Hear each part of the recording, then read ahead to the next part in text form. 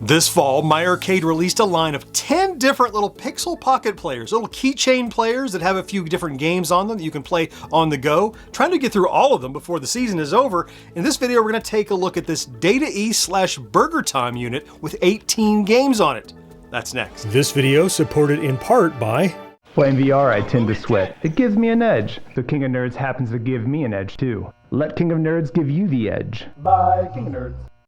Hey there, welcome back to GenXGrownUp. I'm John, I am a GenXGrownUp. Thank you for taking the time to click on this video. And if you did, it's quite likely you've been keeping up with my series of reviews of these little keychain players. I just recently wrapped up the line of 4 different units from Hyper Megatech. And I think that this is number 6 of 10, maybe? Yeah, 6 of 10 of these little My Arcade Pixel Pocket units. So this one is Data East/BurgerTime. Now, interestingly, the last Hyper Megatech that I looked at was a BurgerTime unit that had 3 games on it. Now, this is a Data East branded game, though it has the chef there from BurgerTime on it, and it advertises 18 games. Now, it's not 18 Data East games, but 8 Data East games and 10 other games. Little Pico label is on there. Now, as I was looking at it, I was thinking, this is not the first time that they have done Data East collections that have like these very 8 Data East games and some other stuff on it. I'm usually entertained more with the other stuff than what is on here, but I'm going to compare it to one of their units, these little Pico or Nano players, whatever they were called, that was very similar to this with 100 games. You know, I always heard when you're in a band, they say, play the hits and bury the poops. So is this a repackage of that software, and should it be replayed or should it have been retired? Let's go find out. If you've been watching along with me all along, this is the 6th one of these you have seen, and you're thinking, John, get to the game. We know what the box and everything looks like. You don't need a hardware tour. But sadly, you know that most people don't watch every video I put out. I know, it's really shocking. But just in case this is your first video you've seen of this series, or maybe the first video of mine you've ever seen, we're going to give this little device its due, though we probably won't spend tons of time looking at it. Look, as I mentioned, Data East and Pico branding, and of course we have Peter Pepper down here, our little BurgerTime chef. 18 games. 18 games. There's more detail on the side, I'll show you here. They're very clear about what's included. BurgerTime, Bad Dudes, Caveman Ninja, Heavy Barrel, B-Wings, Karate Champ, BreakThru, and Side Pocket. The same 8 we have seen on lots, like I said, other devices. They always put out these 8 Data East games, and I think they're almost always NES games. That's probably what we're gonna get, which is not a horrible thing, but as long as we know that going in, right? And then we have these Pico titles, you know, classics like Nightshade, Metal Mech, Snakky, and Stanley. Too bad no mowing. And very quickly around here on the back, just some vital statistics calling out those 8 Data East games, 10 Pico games, that 2-inch screen we've seen, 3 AAA batteries, not included, Pixel Pocket Pro, keychain, user guide, kind of, and mini screwdriver. Score. So we know what we're working with, we know what we're getting into. Let's get into this little Data East unit and check it out.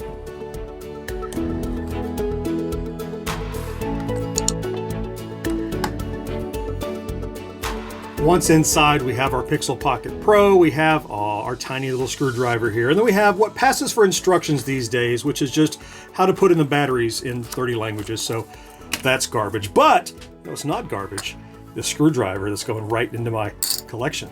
Now, I want to focus primarily on the Pixel Pocket Pro, but the thing that it reminded me of was this little Pico player. You remember this thing? It's got to be, I don't know, 3 or 4 years ago. They tried these Pico and Nano players, and look at the color scheme, the design, the artwork.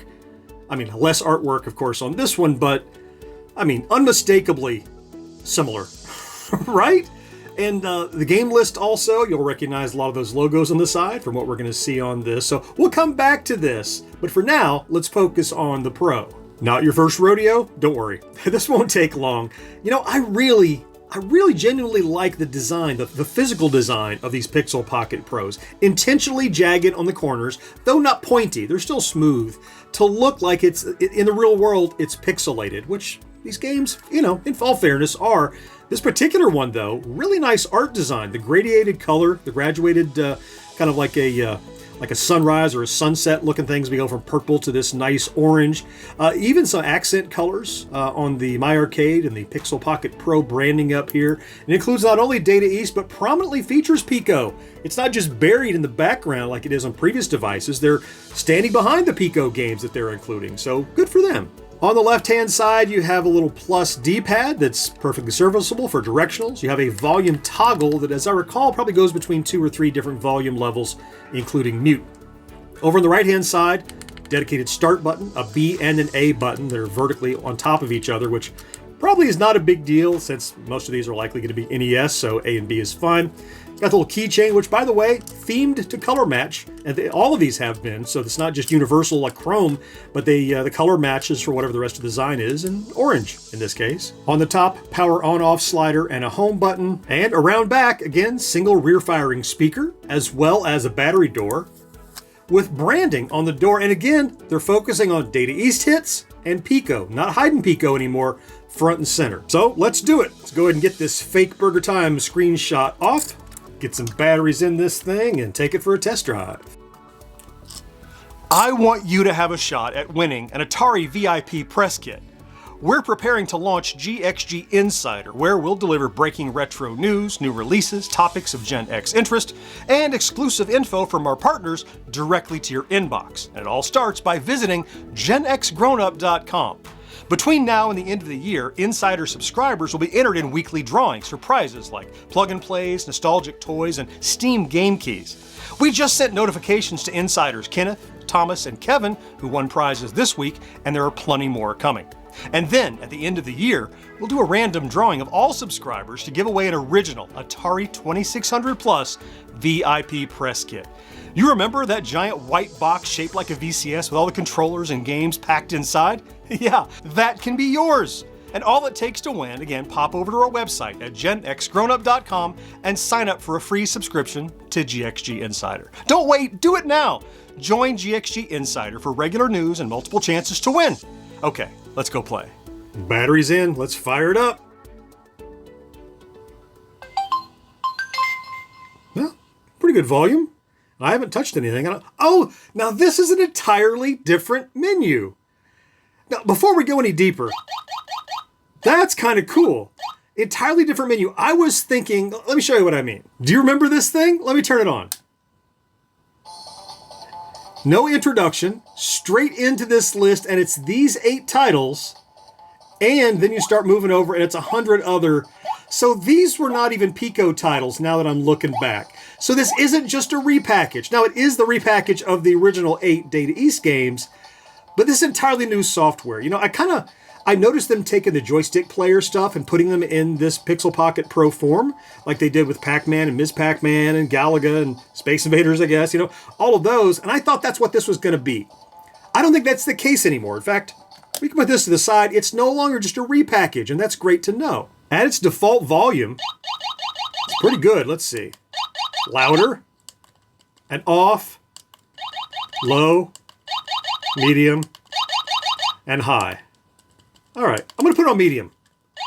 That seems loud enough for us to talk over. So let's start with, you know, I'm really interested now in the bonus games. I mean, I kind of always was, but now that I know they're not just shovelware, all right, Data East hits. And this is all new too. And very well, this is going to be an interesting conversion because I think all 3 of these games that are in this Pixel Pocket Pro were also in that Hyper Megatech keychain player. So, let's see how they differ. Let's jump into BurgerTime. Definitely NES BurgerTime. Look at that. No select button here and no way to go into like 2-player has been edited out of this. So there is not a... Now, it would have been nice to have a, you know, handoff 1-player, 2-player, but at least it doesn't tell you that there's a 2-player available because there's no select button. I have a home to exit and then a start, so. Yep. Same game. Same challenges with BurgerTime, hitting ladders and stuff, but again, no problem with the NES ROM now that we know that's what it is. It's all about some truth in advertising, or some, I guess, advertising at all, to say what's in here. You know, it's still always sad to me that they're not the original arcade games. I understand why they're not in terms of, well, I'm not sure I understand why they're not. But I get it, and now we know that that happens quite often, and we know it's not always going to be arcade ROMs, but, you know, it's fine. It's fine. You know, again, we know exactly what we're getting, so, whoa! Yeah, getting killed by a hot dog is what we're getting. Whoa, no, no, no, no! On a ladder, gonna get got. Did I finish it? I think I did it. I think I did it. Ah, just a few more. I was about to quit, and then I got really close to finishing this level. Another free pepper over. I can't get to it. They got me. All right. All right, let's go home. Let's move on. So we got Bad Dudes. NES Bad Dudes is okay. The title screen, there it comes. Yeah, one player. So at least they have modified the ROM, so it's clear that what you have is a single-player game, because Bad Dudes is famously a two-player co-op if you're on an NES, but they didn't even bother to put that here. So though it's NES, I appreciate that they've at least modified the game images. Still see a little screen tearing there. Yeah, I don't want to read all this. Yeah, see that screen tearing with Flash? Ugh. Not my favorite version of Dragon Ninja. Can I do my little spin kick? It's kind of tough to hit the A and B together, honestly. Ugh. Okay, spin kick. I just can't do it. I did it like once. All right, not ideal. But hey, it's Bad Dudes. Fair enough. Let's move on. Caveman Ninja? Sure. Yeah. Starts up fast, I'll give it that. NES Caveman Ninja. Get ready, player one. 3 lives left. Yeah. Come on, Pterodactyl. Got him. Whoa! There's a little dinosaur. Got him. And I think that's what makes the other dinosaur angry, is that you're killing the babies, right? Is that? I always guessed that's what it was. Heavy Barrel. Always a challenge with a D-pad. Heavy Barrel had that great rotational controller in the arcade. But since this was built for the NES, you know, it's kind of like saying, hey, Centipede needs a trackball. But the 2600 Centipede was written without a need for it. So, edited ROM, so it doesn't say anything about 2-player. You know what? I thought I heard a little bit of audio anomaly in there, but it went away pretty quickly. Oh, pause works. Yep. Shoot some bad guys. And because I can pause... Oh, you know what? When I pause, you can hear it. Listen. Just a little bit in the background there. Like, pause should be silent, right? Can you hear that? I don't really notice it in the game. I notice it when it's silent, like when it's paused there. I did notice... Oh, that's a bad thing to get. Yeah, so it's the NES Heavy Barrel. Hear it? Just strange that it would have that problem. Anyway, let's move on. B-Wings. Ooh, a lot of tearing there. Hit start. Edited ROM. Doesn't say anything about 2-player. Great. You hear it? I don't know what's up with that. I don't know what they're using that's causing this problem in these emulators, but I don't remember hearing that before. Maybe I'm just misremembering. You know, it's really good on the NES, actually. A good shooter. So I have no complaints about the inclusion of this.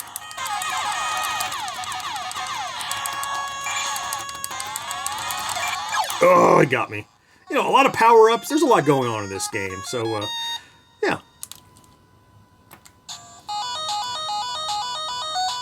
Yep, Karate Champ. And they've taken out the player, too. Very respectable. That's good. You know, don't say you can do something you can't do. A little tearing there. But it's still Karate Champ with one D-pad, right? So...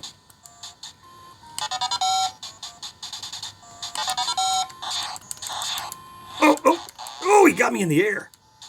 This won't take long to get whooped. Can you hear that hum? Is there something in this batch of chips that's going out to manufacturers this year that's... Oh, got him. All right, I'm going to stop while I'm ahead. BreakThru. All right, yeah, single player, push start button. Yeah. Now, we've seen all these games over and over. We saw them in that Pico player 3 years ago, right? So you can shoot and you can bomb. Don't want to run over those landmines. And you can jump as well. Whoa, whoa, whoa, whoa! We gotta get over this. Oh, I made it! Can't believe it. Yeah, so BreakThru is fun and good quality on here. And finally, Side Pocket, which we just saw on that other device. Let's see how they modified it. They've taken out all of the multiplayer stuff. You can do training, or you can play the regular game. Yep. Of course. I gotta tell you, just like on the one from Hyper Megatech, this is probably my favorite inclusion on this little gadget. Because arcade games this small can be kind of tough to see. You know what I mean? But especially on a 2-inch screen with my old eyes. But on a device like this, I can see pool. I can see what's going on. And you can see, you have to do an order, and I'm not doing it. You can see what the ball numbers are by clicking there, right? Strength and a hit. I got the wrong one in. Yeah, I like this little game on here. Okay, shall we go back? Let's see the bonus games, which they're kind of not bonus. They're advertised now. They're Pico games, which we now know. And there's 10 of them. Bad Street Brawler. Look, now these are games I've heard of. It's no longer just crazy titles. Because I've seen them on something. Oh, but these have not been... Yeah, less attention was paid to these. 2-player start. Let's see. Just out of curiosity, what's going to happen? Yeah, so go ahead and start. So what's going to happen if I get to a second player? Just want to find out. Let's let this character die, I guess. So he has a punch and a jump, I guess? A punch and a kick. All right. Now, if I can hand off to a second player, I'm on board. And I got a lot of health. Come on, dogs, get me. I hate to punch dogs, but looks like I have one more little health packet down here. Come on, hit me. There we go. Now, if I can control the second player, I'm going to be ecstatic. Player 2. Come on. Yeah, I'm doing nothing. So if you try 2-player, you're going to get stuck. It's too bad these Pico titles weren't edited like the NES ones to eliminate, because I'm literally stuck. I can't do anything. I can't hand it off to a friend. I got to reset. All right, but a decent game. Eliminator Boat Duel. All right. So it's 1-player normal, so at least that one's edited down. Oh, nice hippie. Now, I don't know how to play this game. Looks like A is speed up. Oh, that's kind of cool. Well, B is jump, maybe. Or maybe it's jumping on its own. Oh, yeah, I think it's jumping on... I don't think B does anything. I think it's a single-button game. It jumps when it hits something. You want to try to not hit anything. All right, it's a fun little time waster, right? We got Little Lancelot. Very alliterative. 2018 Pico Interactive. A little screen tearing in there. Hopefully it won't impact the game. Yeah, it's just a side-scroller. Yeah, it's a little side-scrolling shooter. Or puncher or whatever. So can I jump on there and over? Oh, little pitfall skills came in handy. There's a pickup. Cute enough. There's a lot of stuff on the screen I can't read because it's so tiny, but... Oh, there's a trap. All right, what's next? Metal Mech. I feel like we've seen this one before. I'm sure we played this somewhere before. What was this on? Yeah, because it looks like Ed 209 from RoboCop, right? Let's go, let's go. I know we played this. Yep, I'm sure I have. Maybe on video, maybe not, but... So it's another side-scrolling beat 'em up, but this time you're in a mech suit, okay? Nightshade. I like how fast these games start up, I'll tell you that. Beam Software, or something. So small. Like, see, I need instructions. Like, this, is it a cursor? Is it... Nightshade can't do that. Like I'm tied to a chair? Do you see what I'm seeing? I've never played a game where I start tied to a chair.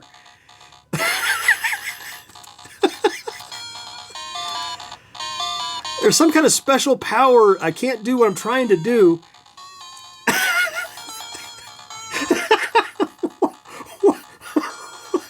Tied to a Chair Simulator 2025. I guess I need instructions for this. None are included, of course, but... Okay, Nightshade. You know, Nightshade, my favorite game on the system. Bar none. I've never seen something so funny. Okay, Snakky. Ah, yes, we have seen some of these. This is the snake thing, yeah. Normal game, score attack. Yeah, let's give it a try. It's Snake. Wait, hey, nothing wrong with having a snake game. You know, honestly, these might be a bigger attraction to me than the dadgum Data East games. They're just more NES stuff, but you don't want to watch me play a snake game. But you know what it is. You know what a snake game is. They're great fun. Nice to have. Yeah, okay. Moving on. Stanley. What's that? There's a little whistle. I guess it's drowned out by music, though. Let's go, Stanley. Stanley, if you're not tied to a chair, I'm honestly not interested in what you have to say. There he is. Come down off the boat. There you go, Stanley. But as I noted, he's not tied to a chair. The Mutant Virus. Ooh, nice title screen. Spaceman with lots of screen tearing. Maybe that's his name. Captain Screen Tear. Oh, now this is more of like looks like kind of a board gamey kind of thing. Though I don't even know what I'm controlling. Instructions, like minimal instructions would be nice. Couldn't My Arcade put the instructions on their website with a QR code or something, you know? Put a QR code back here. Scan for instructions. Because this looks interesting. And I don't have a damn clue what I'm doing. Oh, I think I'm moving that little guy around. I know he's moving on his own now. Yeah, I don't know. It looks like something I would like. But unless I dig up instructions somewhere, I'll never know. You know, that's... Yeah, arcade ROMs. This is not the arcade ROM problem, obviously. But arcade ROMs are one of those problems, along with high score saving, that we get or don't get. Instructions for these games are something that we just need. Because this is not run and jump. You see what I mean? And honestly, it looks interesting. Little strategy involved? Probably. Couldn't tell you. I mean, if you're not going to tie a guy to a chair, I need instructions. That's what it comes down to. 2 more. Treasure Master. Oh, kind of nice looking. Game on. Looks like another platformer. Like he can jump and that's all maybe. Question mark, question mark, question mark. Well, question mark is what I'm thinking too. There's a bug. No, jumping on him didn't work. I can jump up and get on this ladder. Ooh, screen tear. Oh, that's higher jump maybe? Oh, now I have a stomp. Okay, so now maybe I can stomp. Whoa, I fell. Can I stomp this guy now? Oh, yeah, I can kick the crap out of him. All right.